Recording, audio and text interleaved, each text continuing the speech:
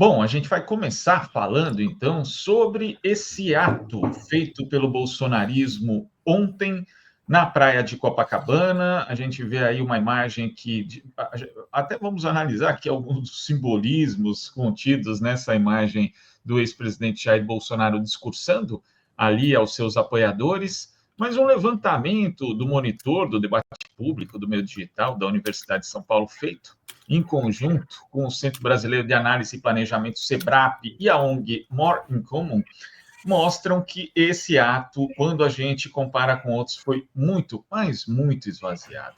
A estimativa é que 18.300 pessoas tenham se reunido ali, um valor que, vamos combinar aqui, né, muito abaixo daquilo que se esperava do bolsonarismo, inclusive o que o próprio Bolsonaro falou publicamente. Chegou-se ali a falar antes de 1 milhão de pessoas participando da manifestação. No dia 10 de março, o Bolsonaro fez uma convocatória dizendo que esperava pelo menos 500 mil pessoas, só que a realidade foi bem diferente, né? E não é uma realidade exatamente nova, porque quando a gente lembra que a última convocação do ex-presidente para o ato de Copacabana havia sido em abril de 2024, aquela época também o ato teve ali cerca de 33 mil pessoas, mas já é uma redução bastante grande. Inclusive, fazendo uma linha do tempo, 7 de setembro de 2022, quando comparado e analisado por esse mesmo método adotado pelo monitor do debate público do meio digital da USP, naquele 7 de setembro de 2022, em Copacabana, tinham 64 mil pessoas. Já nesse ato de 2024, tinha baixado para 33 mil, e agora para 18 mil. Então, a gente vê uma redução quase de metade de um ato para outro. Bom, isso obviamente significa aí um esvaziamento, quer dizer, o bolsonarismo, apesar de ainda ter muita atração nas redes, ele começa a perder atração nas ruas, e como a gente vê por esse histórico, não é de hoje, isso vem acontecendo já no decorrer dos anos. Mas vamos falar a respeito primeiro do que defendeu essa manifestação. E só nessa imagem a gente consegue ver alguns pontos muito interessantes daquilo que tem sido o discurso da extrema-direita brasileira. Tem ali a bandeira Fight, Fight, Fight, fazendo referência a um bordão de Donald Trump, que ele utiliza bastante ali na sua cantilena política, digamos assim.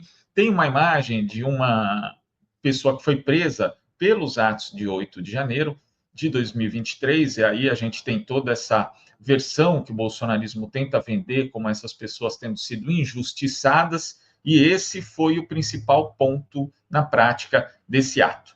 Né? Nós temos aí uma defesa, nós temos não, né? Eles têm uma defesa da anistia do projeto de lei 2.858, que foi apresentado em novembro de 2022, e para explicar, inclusive, do que se trata esse projeto, a gente vê mais imagens aqui também, e é bem interessante verificar ali que tem uma anistia já bem grande. Tem essa matéria da BBC que traz um pouquinho, né, relembra um pouco do histórico desse projeto 2858, que quando ele foi apresentado, ele tinha o objetivo de anistiar manifestantes que teriam participado ali dos protestos de 30 de outubro, aquele que foi feito após a derrota de Bolsonaro no segundo turno das eleições daquele ano. Então, 8 de janeiro não tinha acontecido, ele só ia acontecer 2 meses depois, e nessa ocasião a intenção era essa. Só que em 2023, depois que aconteceu o 8 de janeiro, os parlamentares acabaram alterando o projeto. E aí o projeto, em síntese, ele prevê o seguinte: anistia a todos que apoiaram ou financiaram e participaram direto ou indiretamente dos atos de 8 de janeiro de 2023 em atividades relacionadas antes ou depois dos protestos. É uma medida que beneficiaria na prática também quem fez mobilização em redes sociais em prol dos atos. A anistia também se aplicaria a todos já julgados e que ainda estão sendo julgados, com extinção de penas de todas as pessoas condenadas. E ainda por cima, o projeto garante a manutenção dos direitos políticos dos condenados ou investigados. Então, a gente dá para ver que esse ponto, ele não foi, esses pontos, no caso, eles foram adaptados dentro desse projeto não só para beneficiar essas pessoas que foram condenadas pelos atos de 8 de janeiro, mas quem praticou crimes relacionados a essas atividades, ou seja, para alcançar o ex-presidente Jair Bolsonaro. Inclusive, tem ali explicitamente falando da manutenção dos direitos políticos. E é bom a gente lembrar que não é só isso que garantiria, por exemplo, que Bolsonaro pudesse se candidatar, porque ele já foi condenado também pelo TSE, e com dois delitos que não têm relação direta a essa questão dos atos de 8 de janeiro, mas obviamente que o bolsonarismo tentaria forçar essa correlação, como se ela fosse existente e como ali ele também pudesse ser contemplado por essa anistia.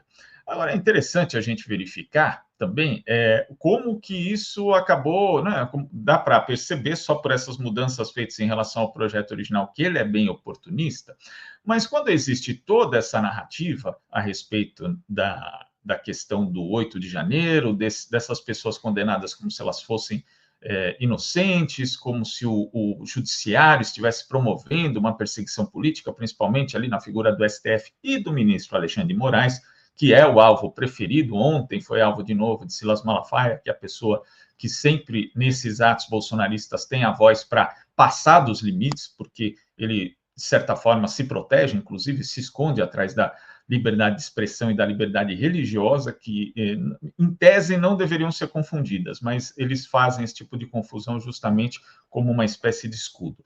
Mas essa condenação foi feita, né, dos bolsonaristas por abolição violenta do Estado de Direito, que é um crime que foi tipificado, inclusive, né, tanto esse quanto a tentativa de golpe de Estado, na lei que substituiu a Lei de Segurança Nacional.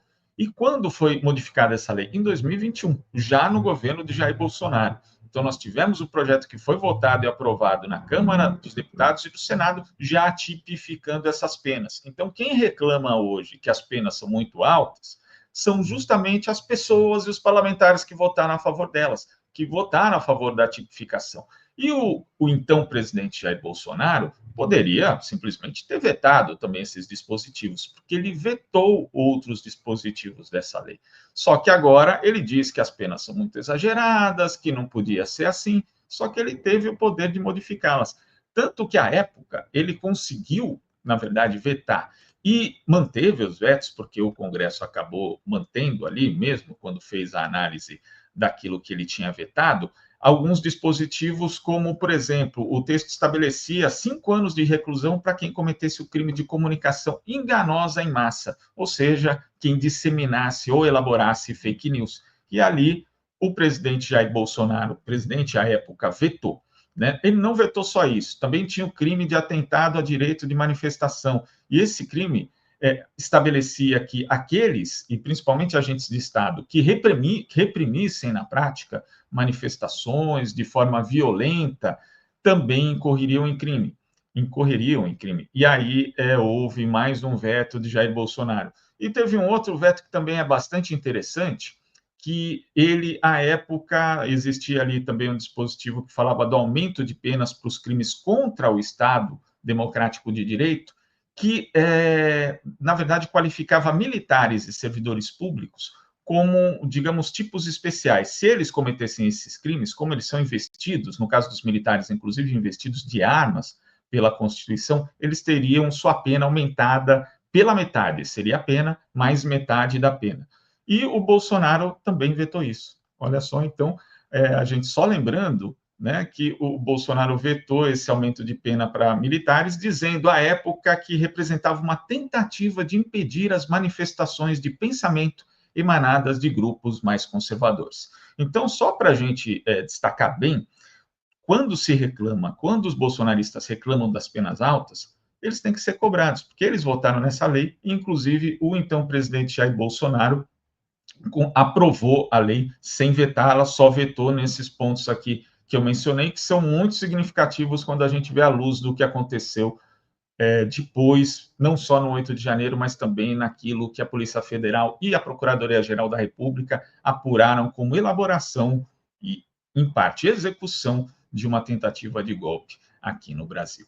Então, nós temos, primeiro, essa questão que dá uma noção de como os bolsonaristas manipulam a realidade, como eles manipulam aquilo que eles mesmos fizeram, mas vamos falar também dos sentidos políticos daquilo que foi, que pôde ser visto ontem nesse ato de Copacabana. Né? É bom lembrar primeiro que não só existia essa questão da anistia, como o Bolsonaro tentou vender a ideia de que existia uma espécie de frente ampla, só que é dessa vez uma frente ampla da oposição para aprovar esse projeto na Câmara e no Senado. Ele, inclusive, chegou a citar o presidente do PSD, Gilberto Kassab, sugerindo que Kassab estivesse com eles.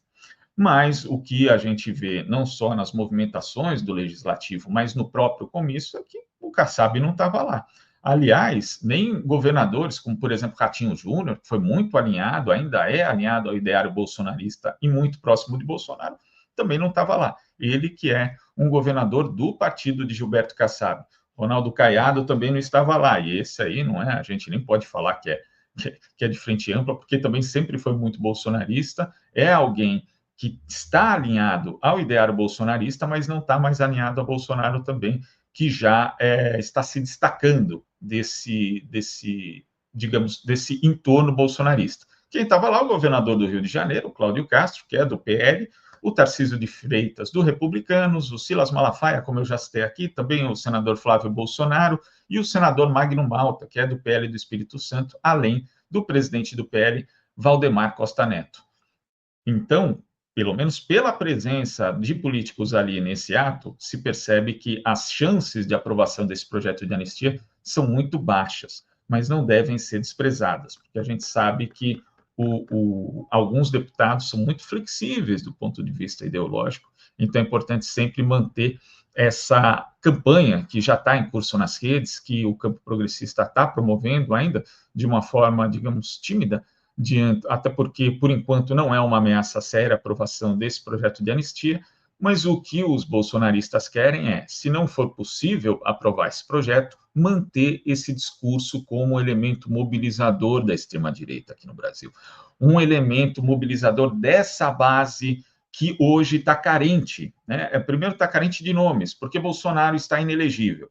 Então, nós já podemos perceber, até por essas defecções, como Ronaldo Caiado, Ratinho Júnior, que a extrema-direita e a direita pode ir dividida para a corrida presidencial de 2026, e Bolsonaro, pelo perfil que ele tem, ele não confia em ninguém, ele não confia nem na família dele. Então, para ele ungir uma pessoa que possa ser o seu candidato, ainda vai demorar. Nós vimos o quanto demorou, inclusive, na eleição aqui da capital paulista para prefeito no ano passado, o quanto foi confusa essa relação de Ricardo Nunes com Jair Bolsonaro e como, na verdade, houve uma demora muito grande para ele acabar encampando a candidatura do prefeito, que só ocorreu efetivamente ali no fim do primeiro turno para o segundo turno. E isso provavelmente deve se repetir. Mas numa eleição fragmentada, onde Lula é o presidente, por mais que as pesquisas mostrem uma impopularidade do presidente, nós sabemos que é diferente quando o ocupante do cargo atual chega num período eleitoral.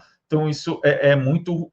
Para o bolsonarismo, pode ser algo bastante arriscado. Eles podem perder parte do capital político deles nessa disputa pela presidência. Só que essa narrativa, essa versão que eles contam, narrativa é uma palavra muito batida e muito usada por eles, inclusive, né? Mas essa versão vendida pelo bolsonarismo de que existe uma perseguição política por parte do judiciário é fundamental, não só, como eu falei, para mobilizar essa base, para manter essa chama acesa do bolsonarismo, mas para a eleição do Senado. A eleição do Senado é eleição para 2 vagas, a gente sempre lembra aqui, estamos falando desde as eleições municipais, que o bolsonarismo tem preparado nomes, inclusive alguns nomes que foram derrotados na disputa municipal, para se lançar ao Senado, e essa questão do STF, do enfrentamento com o STF, essa história da perseguição jurídica que seria, no âmbito deles, ali, na história que eles contam, uma perseguição política também, vai ser um capital muito importante para eles tentarem eleger esses senadores. Eles podem ir fragmentados e enfraquecidos para a disputa presidencial, mas para o Senado eles vão fortalecidos. Até porque nessa disputa pelo Senado, quando tem 2 vagas, nós sempre lembramos, é só pegar os números de outras eleições. Muitas vezes as candidaturas são múltiplas. E aí uma pessoa entra ali com 16% dos votos, é um índice muito baixo. Mas se nós formos pensar que o bolsonarismo tem aí entre 20% a 30% do eleitorado, em diversos estados no Brasil até extrapola um pouco esse número, dá para perceber que uma campanha bem feita para o Senado, eles conseguem eleger ou mais de um até candidato em determinados estados. E aí teremos a possibilidade, inclusive, que é o sonho do bolsonarismo, de promover impeachment de ministros do Supremo Tribunal Federal. Então, de novo, fica esse alerta. O esvaziamento pode mostrar, e mostra, que o bolsonarismo, em termos de mobilização de rua, ele perdeu. Mas o campo progressista, vamos também destacar, não só ele perdeu por WO, porque ele não faz mais mobilização na rua. Então, não dá nem para fazer um comparativo do poder de mobilização da rua do bolsonarismo com o do campo progressista, porque um simplesmente não vai mais para a rua, e o outro continua indo mesmo com atos esvaziados. Segundo ponto, a anistia, ela tem dificuldade de ser votada e tem dificuldade de ser aprovada, mas só a discussão também é um elemento, também é um ponto que mobiliza essa base e vai servir justamente para as eleições de 2026. E aí fica o alerta que o campo progressista precisa pensar muito nessa eleição para o Senado, porque é ali que pode estar sendo decidido o futuro político do Brasil e mais uma possibilidade de disfunção institucional que a gente já vive hoje bastante, principalmente quando se vê esse poder anabolizado do legislativo em relação aos outros dois. Então é preciso ficar atento, elaborar as estratégias desde já, porque senão, quando chegar a hora, de repente vai ter uma surpresa e vai ser tarde demais.